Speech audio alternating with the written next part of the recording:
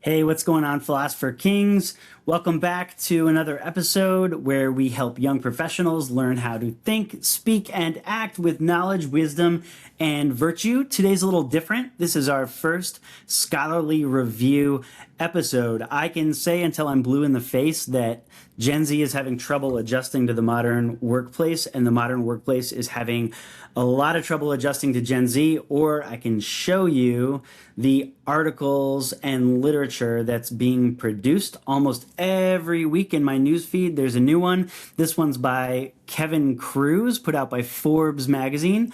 The title is "The Skills Gen Z Needs, but Companies Are Not Teaching," and it puts really beautiful language to something that many young professionals are already thinking, and it cuts directly into one of the biggest tensions in the modern workplace. What does it feel like for both sides acclimating Gen Z into the workplace? And why does it feel to all Gen Zs like they're constantly being misunderstood at work?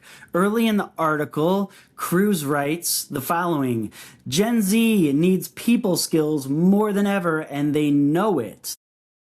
Growing up as digital natives, missing formative in-person experiences during COVID, and now entering hybrid or remote-first workplaces, many young professionals feel adrift when it comes to the unspoken rules of office life, and in turn, 82%, listen to that, 82% of managers report that their Gen Z new hires lack soft skills and need more guidance, time, and training.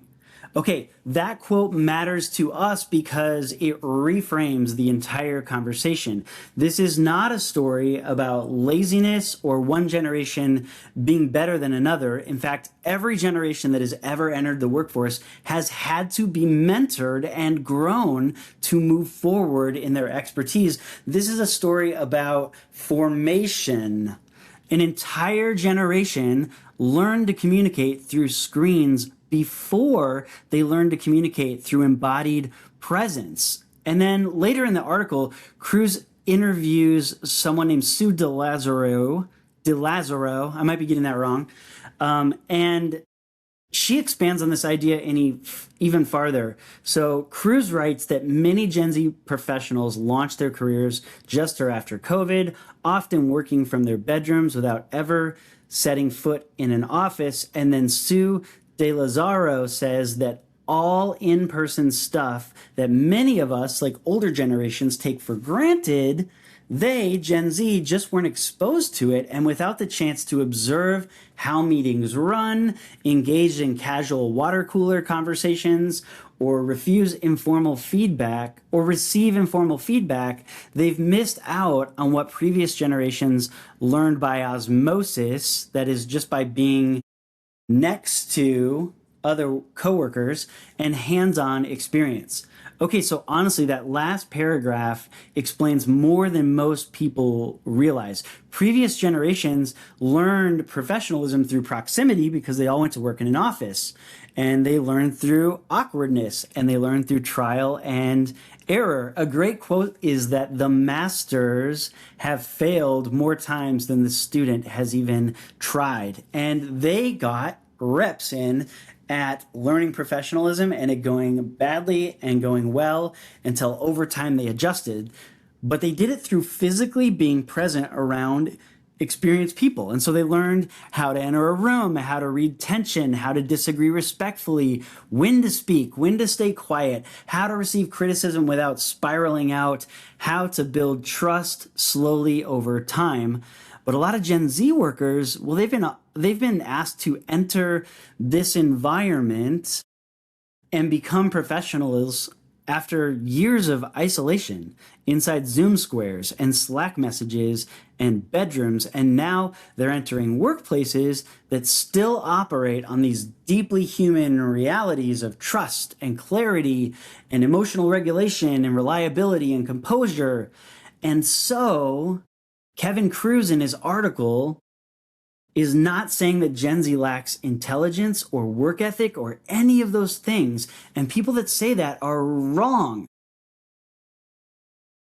He's saying that in many ways, Gen Z may be the most emotionally aware and technologically adaptive generation we've ever seen, but awareness is not the same thing as mentorship and formation. And so modern workplaces still reward people who can regulate their emotions under pressure, communicate clearly during conflict, receive correction without collapsing, and remain dependable when life becomes difficult.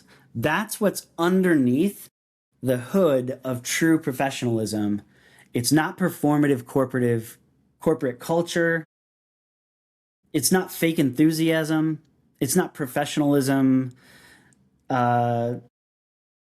It's only professionalism that you can learn by diving in and trying. And it's kind of like one of the most ideas. That's professionalism, not performative corporate culture, not fake enthusiasm. Professionalism is really trustworthiness earned over time in motion. And one of the most important ideas in Cruz's entire article comes when he writes, these early years in your careers are, like we said last episode, they're a season of yes. Okay, that line hits hard. Many young professionals are searching today for this immediate perfect alignment, like perfect pay, perfect meaning, perfect flexibility, perfect emotional comfort, perfect work-life balance, perfect identity fit. And your early career is not that season. It's not the season of comfort. It's the season of exposure to pressure, exposure to responsibility, exposure to difficult personalities that you have to get along with, exposure to feedback, exposure to competence, exposure to the kinds of situations that force you into growth. The ancient philosophers understood this deeply. Epictetus once wrote, first say to yourself what you would be, like the kind of human being you want to develop into, and then do what you have to do. So what you have to do is show up on time, be respectful, be open-handed, and say yes to opportunities, and recognize that you're not going to get the best pay and you're not going to get respect automatically. You do not become resilient by avoiding challenge. It's the opposite. You become resilient by purposefully entering challenge voluntarily and learning how to carry yourself under pressure. And that's why Philosopher Kings matters so much right now. So many of you received bookwork training in school, and then you were dropped off in the workforce with no one to help you take the next step. All right? Philosopher Kings is here in an age of emotional reactivity to give you composure that becomes power. And so don't interpret correction as rejection. See it as refinement and growth in your character. The workplace and even the coworkers you can't stand sometimes are trying to teach you something.